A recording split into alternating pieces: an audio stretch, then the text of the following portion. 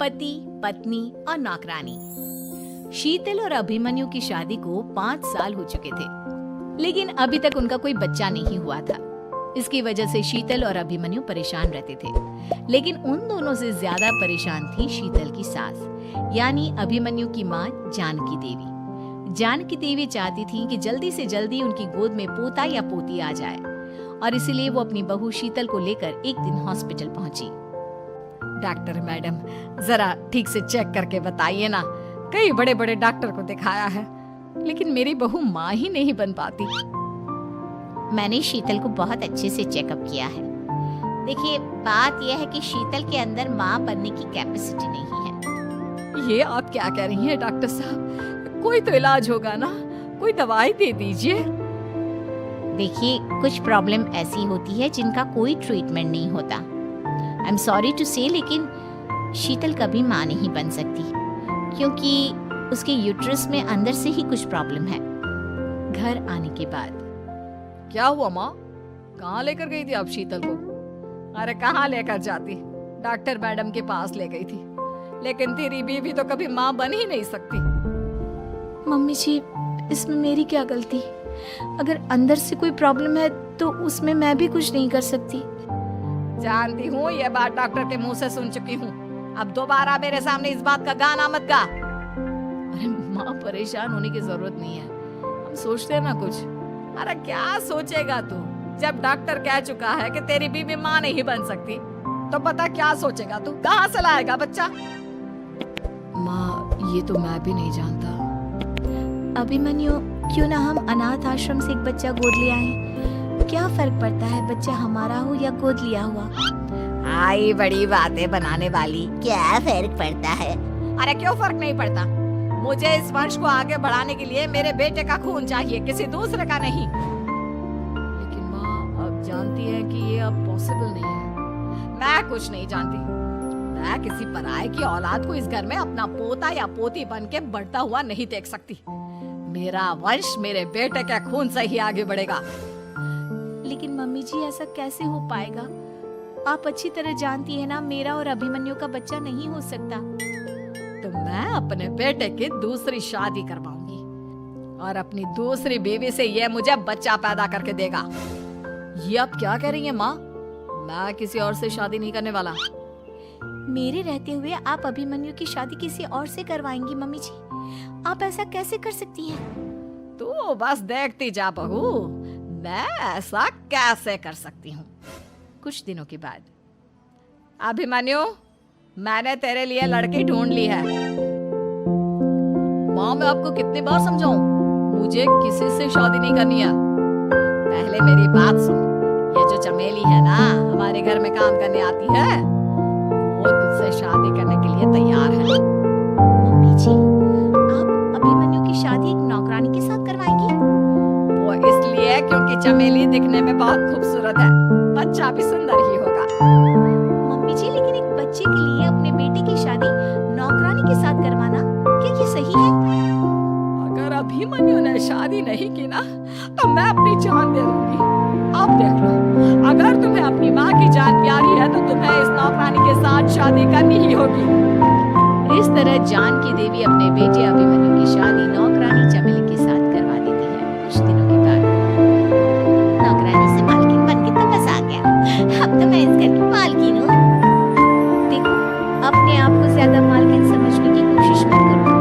एक बार तुम्हारा और अभिमन्यु का बच्चा इस दुनिया में आ जाए, उसके बाद तुम इस घर से हमेशा के लिए चली जाना। अरे जाओ जाओ, किसी और के आगे बातें बनाना। एक बच्चा तो पैदा नहीं कर सकी, बढ़िया आई। जाओ जाकर मेरे लिए कॉफी बना कर लाओ। नौकरानी मैं हूँ या तुम? मम्मी जी, देखिए ना शीतल मुझसे किस तरह से बात कर रही है। शीतल, तुम्हें पता है ना चमेली प्रेग्नेंट है, मेरे बेटे के बच्चे की माँ बनने वाली है। जैसा कहती है वैसा करो। लेकिन मम्मी जी, वो मुझे नौकरों की तरह ट्रीट कर रही है। अरे तो करेगी ना, वैसे भी बहू तुम हो किस काम की? एक बच्चा तो पैदा नहीं कर सकती। जाओ अब घर के सारे काम करो और चमेली को आराम दे दो। थैंक यू मम्मी जी, भगवान आपका भला करे। आप नहीं होते तो मैं नौकरानी से महारानी कैसे बनती? देखो, जो चाहिए सब मिलेगा। तुम खाओ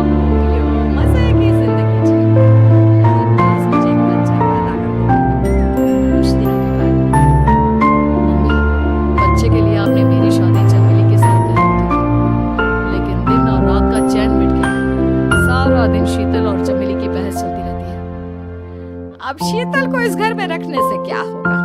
मैं तो कहती हूँ उसे घर से निकाल दो, है भी किस काम की। मैं ऐसा नहीं कर सकता माँ, वो मेरी पत्नी है, उससे बहुत प्यार करता हूँ मैं। तुम्हारी पत्नी चमेली है, चमेली, उससे प्यार करो। अरे तुम्हारे बच्चे को जन्म देने वाली है वो। अभिमन्यु, मैं खुद ही इस घर से चली जाती हूँ। वैसे भी अपने ही घर में नौकरों की तरह रहकर परेशान हो चुकी हूँ। घर की नौकरानी मेरे ऊपर हुक्म चलाती है, वो तुम्हारी पत्नी बन चुकी है। अब मेरा इस घर में क्या काम? अभिमन्यु के बार बार रोकने पर भी शीतल उस घर से चली जाती है। कुछ दिनों के बाद चमेली एक बच्चे को जन्म देती है। भगवान ने मेरी सुन ली, मेरे बेटे का घर भर गया, उसका अपना बच्चा इस दुनिया में आ गया। मम्मी जी, बच्चे को हाथ लगाने से पहले मेरी एक शर्त तो सुन लो। कहना क्या चाहती हो चमेली? आपकी मम्मी को बहुत शौक था ना अपने पोते को खिलाने का। अब देखो, इस दुनिया में हर चीज की कोई ना कोई कीमत तो होती है। तुम अपनी आधी प्रॉपर्टी मेरे नाम कर दो, बच्चा तुम्हारे नाम। अरे लेकिन मैंने अपने बेटे से तुम्हारी शादी करवाई है, अब ये सौदेबाजी कहाँ से आ गई? जो औरत अपनी बहू को घर से निकाल कर एक नौकरानी के साथ अपने बेटे की शादी करवा दे, तो सौदेबाजी कर ही सकती है ना। उसका कैसे भरोसा कर सकते हैं? मुझे बस आप लोगों की प्रॉपर्टी चाहिए, उसके बाद ही बच्चे को आप हाथ लगा सकते हैं। गलत करो। देखिए, उसका नतीजा आपके सामने है। जब शीतल को पता चलता है कि अभिमन्यु और चमेली का बच्चा दुनिया में आ गया है, तो वो अपने घर पहुंचती है। अभिमन्यु, कहाँ है आपका बच्चा? क्या मैं उसे देख सकती हूँ? कुछ भी मत पूछो शीतल, माँ की हुई एक गलती हम लोगों पर भारी पड़ रही है। वो नौकरानी अपनी औकात पर आ गई है और अब हमसे अपनी आधी प्रॉपर्टी मांग रही है, वो भी बच्चे के बदले में। एक बात कहूँ अभिमन्यु, आप उससे कुछ भी देने से मना कर दो। अरे कैसी बात कर रही हो? मेरे बेटे की औलाद है उसके पास, ऐसे कैसे मना कर दे? मम्मी जी, वो अभिमन्यु का बच्चा नहीं है, वो चमेली और उसके बॉयफ्रेंड का बच्चा है। ये तुम क्या कह रही हो शीतल? ये देखिए वीडियो, चमेली और उसका बॉयफ्रेंड आपस में बातें कर रहे हैं कि उन दोनों ने मिलकर आपको बेवकूफ बनाया है और अब इस बच्चे के बदले आपसे प्रॉपर्टी भी हड़प लेंगे। हे भगवान, ये मुझसे क्या हो गया? ना तो बच्चा मिला और अपने बेटे की नौकरानी के साथ शादी करवा दी। सोना, अब क्या होगा? मेरी वजह से तुम्हें बहुत तकलीफ हुई है। अभिमन्यु, मैंने कहा ना, उस नौकरानी को उसके बच्चे सहित इस घर से बाहर निकाल दो। लगता है मेरे अभिमन्यु का बाप बनने का सपना अधूरा ही रह जाएगा। अभिमन्यु, अपनी मम्मी से कहो कि परेशान ना हो। आपको याद है एक बार हम एक IVF सेंटर गए थे, मैंने फिर से वहां जाकर बात की थी और आपको पता है इस बार मैं प्रेग्नेंट हूँ, क्योंकि हमने वहां पर प्रोसीजर करवाया था जिसकी वजह से मैं प्रेग्नेंट हो गई थी। और इस बात का पता मुझे बस कुछ महीने पहले ही लगा है।